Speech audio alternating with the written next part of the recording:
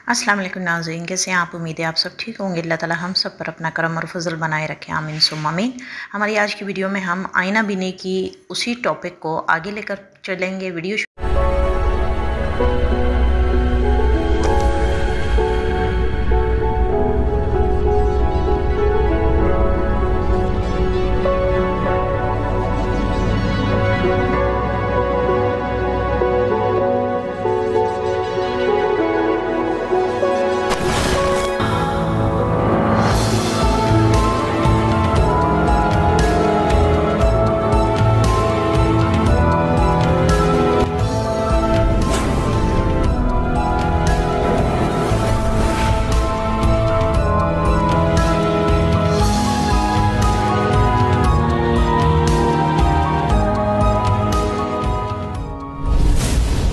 शुरू करने से पहले आप सबसे सेम रिक्वेस्ट है, चैनल पर अगर नए हैं तो चैनल को सब्सक्राइब कर दें, वीडियो को शुरू से लेकर आखिर तक देखें और वीडियो को लाइक ज़रूर कीजिएगा। Thank you so much.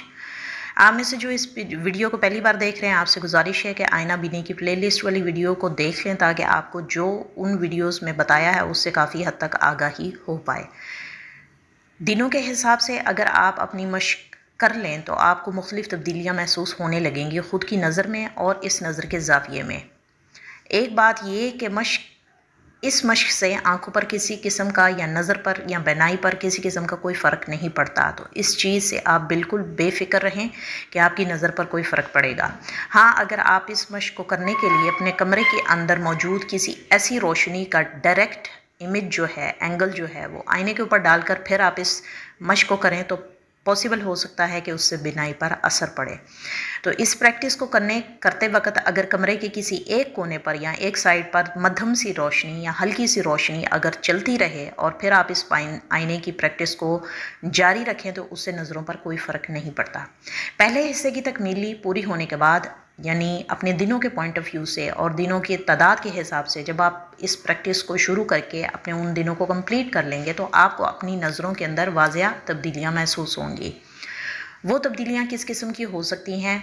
उसमें से कुछ मैं आपको यहाँ पे बताऊँगी। जैसा कि आईना का फ्रेम सफ़ेद या नीले रंग में ज़ाहिर होना,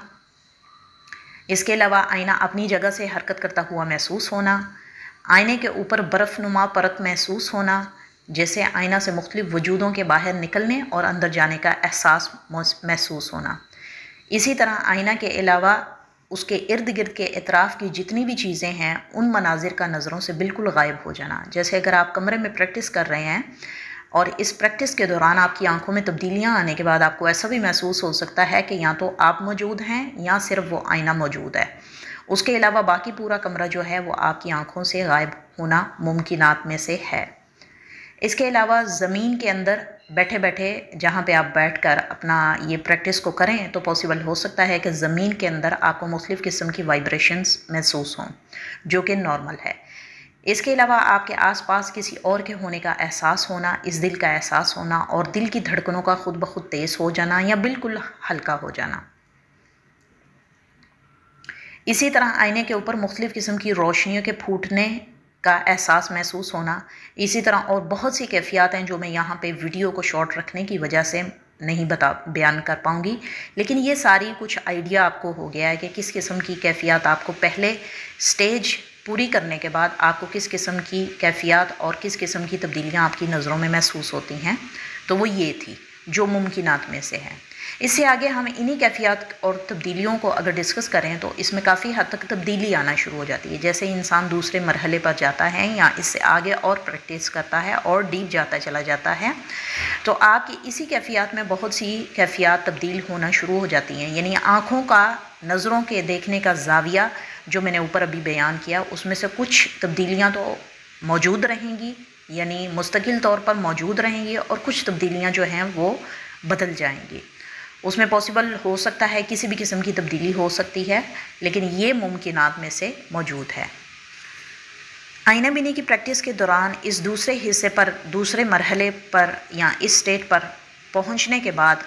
अमूमन होता ऐसा है कि उस आईने के अंदर दिखने वाले आपके दोनों चेहरों में से किसी एक चेहरे का गायब हो जाना और दूसरे का कायम रहना ये भी मुतवक्के है।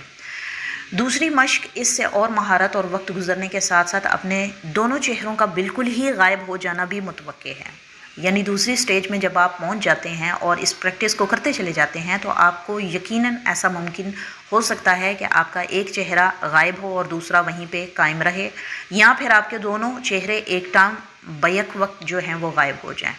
और इस स्टेट के बाद ही अमूमन बातिन से जुड़ा हुआ आपका हमज़ाद आपके सामने ज़ाहिर होता है,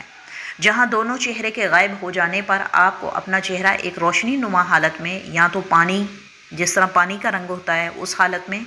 या फिर सायानुमा की हालत में, या फिर इन आपकी और उस शीशे के दरमियान, उस मिरर के दरमियान आपको आपके हमज़ाद का वजूद इस तरह की कैफियत के अंदर जो है ना वाज़ेह नज़र आता है। याद रहे, आपके अंदर जिस सिफ्त की पुख्तगी और रंग होगा, जिस सिफ्त की पुख्तगी, आपका हमज़ाद उसी सिफ्त को मद्देनज़र रखते हुए अपने किसी एक वजूद के साथ ज़ाहिर होगा।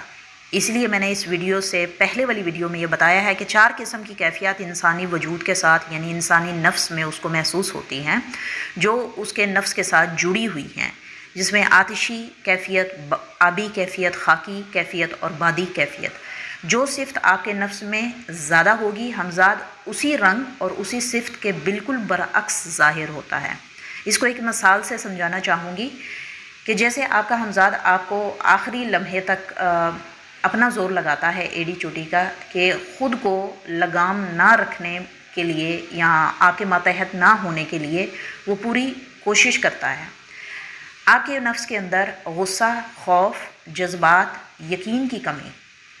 अगर इसको हम इस मिसाल से समझने की कोशिश करें कि ये 4 कैफियत अगर आपके वजूद के अंदर मौजूद हैं,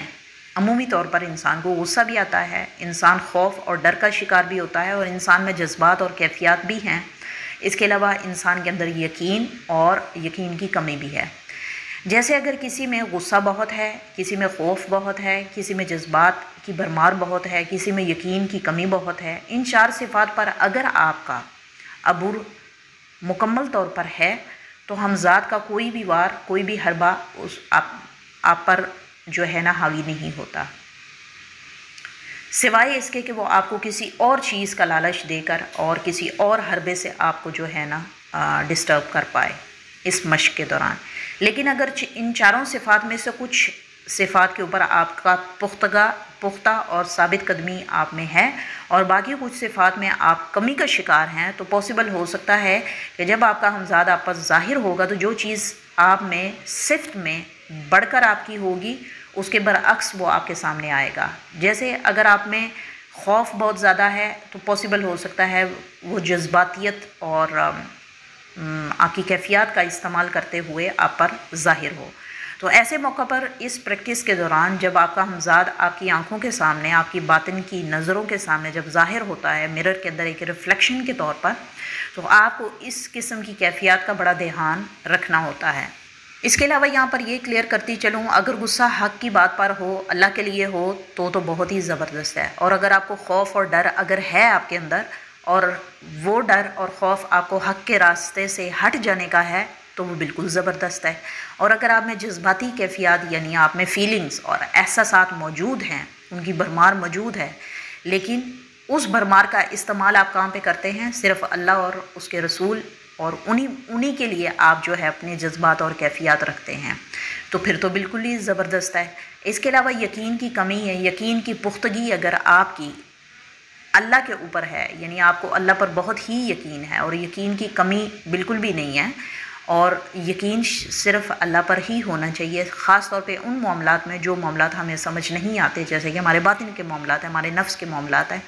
तो उन सब में यकीन जो है वो काफ़ी मददगार साबित होता है। तो अगर इस सिचुएशन में आपके अंदर यकीन की भरमार है कि आप अल्लाह के सिवा पर, अल्लाह के भरोसे के ऊपर सब कुछ कर जाने को तैयार हैं और आप कुछ गलत नहीं कर रहे, तो फिर पॉसिबल हो सकता है कि आपको इसमें काफ़ी हद तक कामयाबी मिल जाए।